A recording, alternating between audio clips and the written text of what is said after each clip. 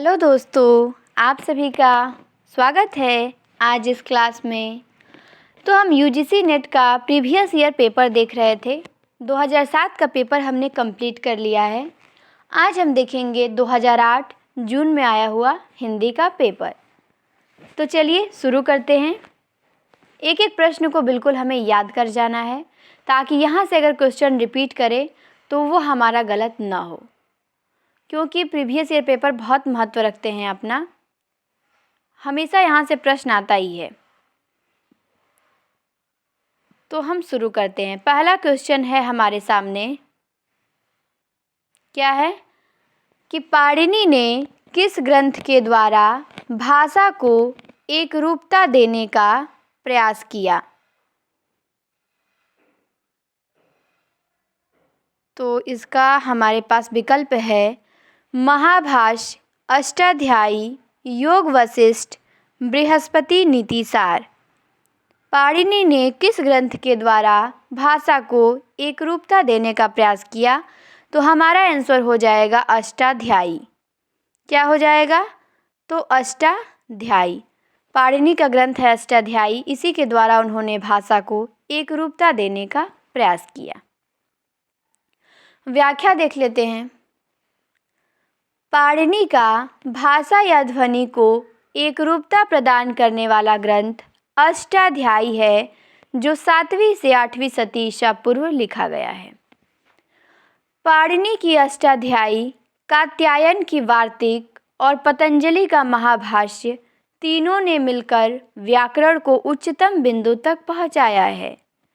अष्टाध्यायी में प्रत्याहार सूत्र, समास, कारक, संक्षिप्तता, शब्द व्युत्पत्ति, पद विभाग, वर्ण विकार इत्यादि का वर्णन है। इसमें लगभग 4000 सूत्र हैं। तो हमें ध्यान देना है कि अष्टाध्यायी पाणिनि का है, 7वीं 8वीं शती की। फिर कात्यायन का वार्तिक है। वार्तिक ग्रंथ किसने लिखा है ये आपको ध्यान देना है। तो वार्तिक कात्यायन की रचना है। फिर महाभाष्य पतंजलि का है। इन तीनों ग्रंथों ने मिलकर व्याकरण को उच्चतम बिंदु पे पहुंचाया। दूसरे नंबर का प्रश्न है हमारा कि हिंदी साहित्य के इतिहास के प्रथम लेखक कौन हैं? जॉर्ज ग्रियर्सन, रामचंद्र शुक्ल, शिव सिंह सेंगर, गारशा तासी। तो हमारा आंसर हो जाएगा डी। हिंदी साहित्य के इतिहास के प्रथम लेखक गारशा तासी हैं। व्याख्या है, हिंदी साहित्य के इतिहास का प्रथम लेखक गारशा तासी हैं। इन्होंने इस्तवार द लाल्यत्रुत्तर इंदो हिंदुस्तानी नामक ग्रंथ लिखा, जो फ्रेंच भाषा में है। इसका प्रथम भाग 1839 में तथा द्वितीय भाग 1847 में प्रकाशित हुआ था। फिर आता है शिव सिंह सरोज, जो शिव सिंह सेंगर ने लिखा है 1883 में। ये हिंदी में लिखा गया हिंदी भाषा का पहला इतिहास ग्रंथ है। फिर आता है जॉर्ज ग्रियर्सन का the modern vernacular literature of Hindustan, जिसका डेट 1888 या 89 बताया जाता है। फिर आता है हिंदी साहित्य का इतिहास रामचंद्र शुक्ल का। तो जितने विकल्प में लेखक दिए गए थे सबके इतिहास ग्रंथों का यहाँ उल्लेख कर दिया गया है। तासी का आपको ध्यान देना है, हिंदी साहित्य के पहले इतिहास लेखक हैं। इनके इतिहास का प्रथम भाग 1839 में, द्वितीय भाग 1847 में आया। अब आते हैं हम 3 नंबर के प्रश्न पे। 3 नंबर का हमारा प्रश्न है कि आदिकालीन साहित्य में वीर रस की रचनाओं में किस भाषा का प्रयोग किया गया है? आदिकालीन साहित्य में वीर रस की रचनाओं में किस भाषा का प्रयोग किया गया है? पिंगल, बुंदेली, डिंगल, प्राकृत। तो वीर रस की जो रचनाएं हैं उसमें डिंगल भाषा का प्रयोग किया गया है, ये ध्यान देना है। व्याख्या है कि आदिकाल में वीर रस की रचनाओं में डिंगल भाषा या शैली का प्रयोग किया जाता था। इसमें परुष वर्णों का प्रयोग किया जाता है, परुष मतलब कठोर वर्णों का। और डिंगल भाषा 2 भाषाओं का मिश्रण है, अपभ्रंश और राजस्थानी से मिलकर डिंगल बनती है। जबकि कोमल कांत पदावली के लिए पिंगल भाषा का प्रयोग किया जाता है, और पिंगल भी 2 भाषाओं का मिश्रण है, अभ्रंश और ब्रज का। तो जो पिंगल का प्रयोग है ना वो श्रृंगारिक रचनाओं में होता था और डिंगल का वीरतापरक रचनाओं में। चलिए 4 नंबर का प्रश्न है, साहित्य लहरी की विषय वस्तु क्या है? नायिका भेद है, अवतार लीला है, निर्गुण का खंडन है कि नीति है? तो साहित्य लहरी की विषय वस्तु नायिका भेद है। सूरदास ने ग्रंथ नायिका भेद पे लिखा है साहित्य लहरी, 1550 ईस्वी के लगभग लिखा है। इसमें दृष्टिकूट में राधा कृष्ण की लीलाओं का वर्णन है तथा अलंकारों एवं नायिका भेद का वर्णन भी कूट पदों में किया गया है। इस ग्रंथ में सूरदास की वंश परंपरा का भी उल्लेख मिलता है। तो कई दृष्टि से ये साहित्य लहरी महत्वपूर्ण हो जाती है। पहला तो इसमें अलंकारों का भी वर्णन मिलता है, दूसरा नायिका भेद मिलता है, तीसरा दृष्टिकूट पद मिलता है और चौथा इसमें सूरदास ने अपनी वंश परंपरा दी है।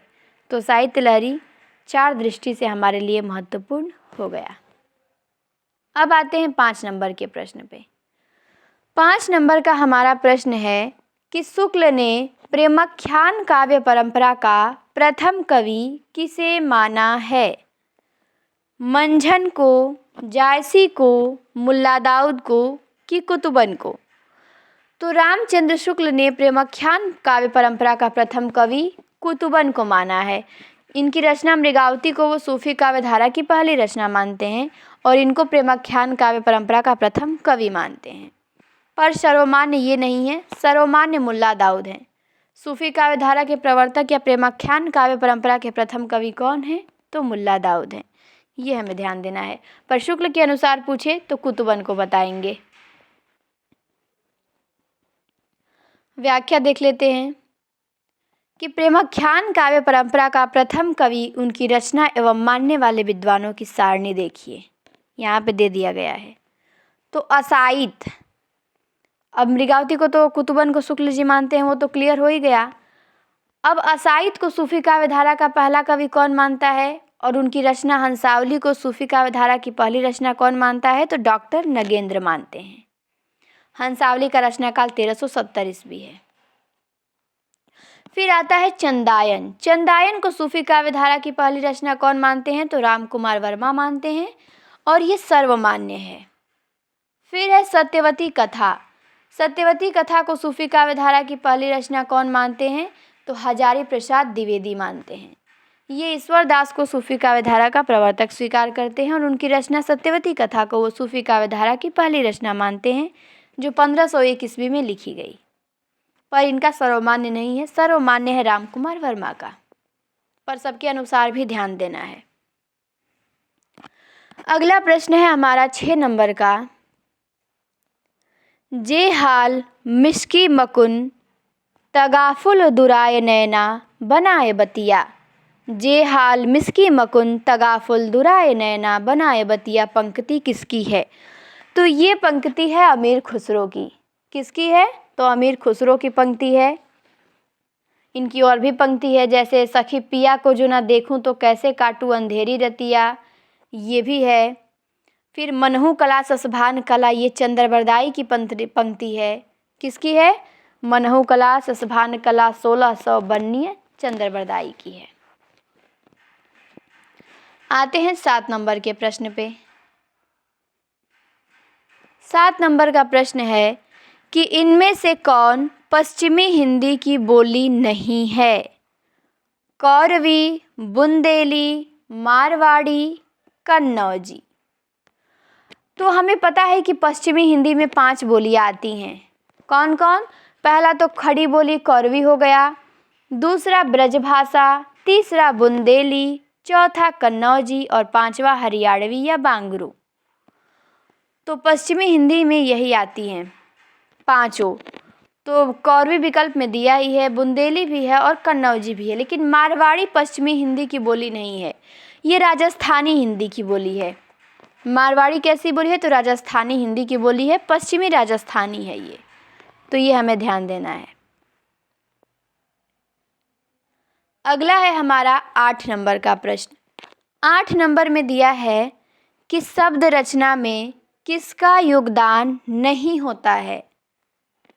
तो विकल्प है प्रत्यय, पद, धातु, उपसर्ग। तो शब्द रचना में पद का निर्माण नहीं होता है, क्योंकि पद तो खुद ही शब्दों से मिलके बनता है। ठीक, तो पद निर्माण में शब्द का योगदान हो सकता है, लेकिन शब्द रचना में पद का योगदान कैसे हो जाएगा? हाँ, प्रत्यय का होता है, उपसर्ग का होता है, धातु का भी होता है, लेकिन पद का नहीं होता है। चलिए, 9 नंबर का हमारा प्रश्न है, निम्न में से किस शब्द में रूप साधक प्रत्यय है? किस शब्द में रूप साधक प्रत्यय है? बचपन में, लड़के में, मातृत्व में, एकता में। तो बचपन में तो होगा नहीं, मातृत्व में भी नहीं होगा और एकता में भी रूप साधक नहीं होगा। रूप साधक प्रत्यय लड़के में हो जाएगा। ठीक, क्योंकि लड़के शब्द से पुरुष जाति या स्त्री जाति का नहीं, सॉरी, लड़के शब्द से पुरुष जाति का बोध होता है और पुरुष का तो रूप होता ही है। लेकिन बचपन का रूप क्या? बचपन का कोई रूप नहीं हमने देखा, दिखाई नहीं देता स्पष्ट। मातृत्व का भी रूप नहीं, एकता का भी रूप नहीं, ये सब भाव हैं केवल।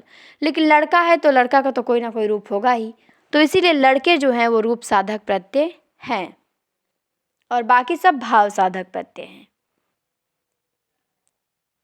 चलिए, 10 नंबर के प्रश्न पे आते हैं। 10 नंबर का हमारा प्रश्न है कि प्रसिद्ध साहित्यिक पत्रिका कल्पना कहाँ से प्रकाशित होती थी? कोलकाता से, त्रिवेंद्रम से, मुंबई से कि हैदराबाद से? तो साहित्यिक पत्रिका कल्पना हैदराबाद से प्रकाशित होती थी। कहाँ से? तो हैदराबाद से। 1949 में प्रकाशित होती थी और ये द्विमासिक पत्रिका थी। कल्पना पत्रिका कैसी थी? द्विमासिक थी और इसके संपादक आर्येंद्र शर्मा थे। तो ये भी ध्यान देना है हमें। कल्पना हैदराबाद से निकलती थी। चलिए, 11 नंबर पे आते हैं। 11 नंबर का हमारा क्वेश्चन है, पंक्ति है, पूछा है कि राव रे रूप कुरीति अनूप, नयो नयो लागत ज्यों ज्यों निहारिये। ये पंक्ति किसकी है? राव रे रूप की रीति अनूप, नयो नयो लागत ज्यों ज्यों निहारिये। तो ये पंक्ति है घनानंद की। किसकी है? तो घनानंद की पंक्ति है, राव रे रूप की रीति अनूप। फिर अगला है, व्याख्या में बोधा की भी पंक्ति दिया है। क्या दिया है? कि सहते ही बने कहते न बने, मन ही मन पीर पीरबय करे। किसकी है? तो बोधा की है। फिर है ठाकुर की, सेवक सिपाही हमून राजपूतन के। फिर अगला है कि बड़े बड़े नैनन सो आंसू, भरी भरी ढरी, गोरो मुख आज ओरो सो बिलानो जात। तो बड़े बड़े नैनन वाली पंक्ति किसकी है? तो देव की है। बड़े बड़े नैनन सो आंसू, भरी भरी ढरी, ये देव की पंक्ति है। सेवक सिपाही हमून राजपूतन के ठाकुर की है। और सहते ही बने कहते न बने, मन ही मन पीर पीरबय करे। सहते ही बने कहते न बने, मन ही मन पीर पीरबय करे, ये बोधा की है। अगला है 12 नंबर का प्रश्न। ये भी पंक्ति दी गई है और पूछा है किसकी पंक्ति है।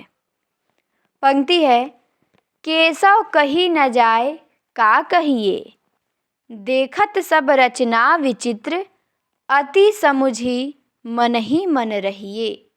तो ये पंक्ति है तुलसीदास की। केशव कही न जाए का कहिए किसकी पंक्ति है? तो ये तुलसीदास जी की पंक्ति है। आपको बताना है कमेंट में कि इस पंक्ति में कौन सा रस प्रधान है और किस रचना से ये पंक्ति तुलसीदास की है। 2 प्रश्न आपको इस पंक्ति से संबंधित कमेंट में मुझे बताना है। तो केशव कही न जाए का कहिए, ये तुलसीदास की पंक्ति है। फिर है व्याख्या में दिया है केशवदास की भी पंक्ति कि बासर की संपत्ति उल्लुक ज्यों न चितवत, ये रामचंद्रिका से केशवदास का है।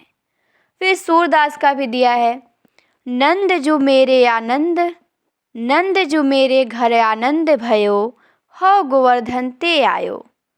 फिर अगला है कि जो उनके गुण होय, वेद क्यों नेति बखाने, ये नंददास की पंक्ति है।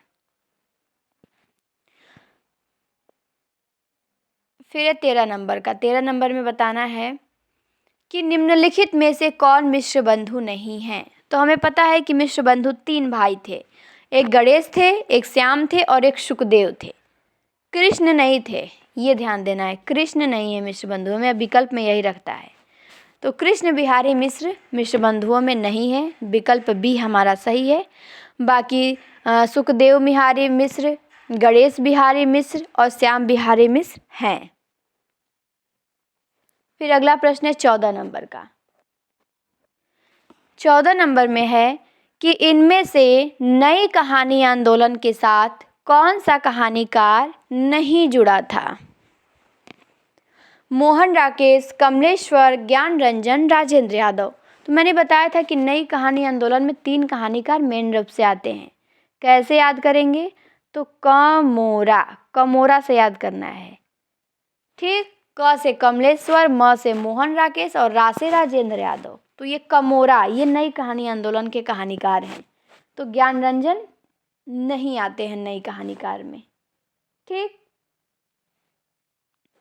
व्याख्या देख लेते हैं। नई कहानी आंदोलन 1955-56 के लगभग चला। मोहन राकेश, कमलेश्वर एवं राजेंद्र यादव इसके प्रमुख नायक थे। ये 1955-56 के पास चला था और यही 3 उसके नायक थे। कहानी आंदोलन की बात कर ले तो ये 1960-62 के पास चला और कहानी आंदोलन के प्रवर्तक गंगा प्रसाद बिमल थे।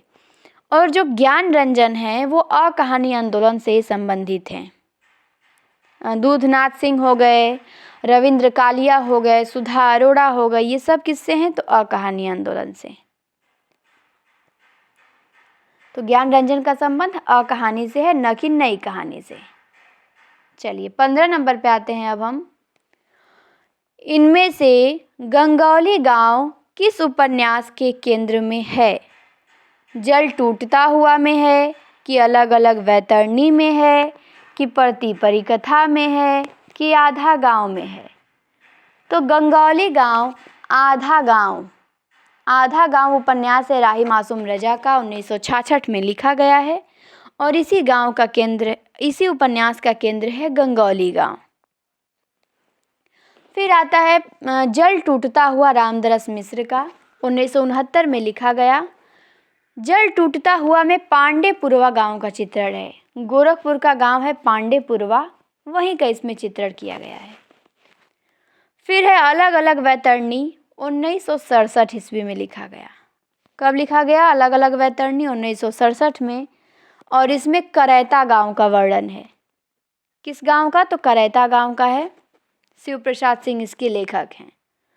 फिर है प्रति परिकथा, ये रेणु का उपन्यास है, 1957 में लिखा गया और इस उपन्यास में परानपुर गांव का चित्रण है। प्रति परिकथा में परानपुर गांव का वर्णन है। तो चारों विकल्प को भी हमने देख लिया। अब है 16 नंबर का हमारा प्रश्न। कोर्ट मार्शल नाटक समाज की किस समस्या पर आधारित है, ये बताना है आपको। कोर्ट मार्शल नाटक स्वदेश दीपक का है और ये किस समस्या पे आधारित है। जातिवाद पे है, कि नारी शोषण पे है, कि युद्ध की समस्या पे है, कि सांप्रदायिकता पे है। तो कोर्ट मार्शल स्वदेश दीपक ने लिखा है ये जातिवाद पे आधारित है। किस पे, तो जातिवाद पे आधारित ये नाटक है। व्याख्या देख लेते हैं। कोर्ट मार्शल 1991 में स्वदेश दीपक का प्रसिद्ध नाटक है। इसमें वर्ग एवं जातिवाद का भयावह रूप किस तरह से भारतीय फौजों में हावी है, यही चित्रण किया गया है। नेक्स्ट क्वेश्चन है हमारा कि विजय देवनारायण शाही की कविताएं किस सप्तक में संग्रहित हैं।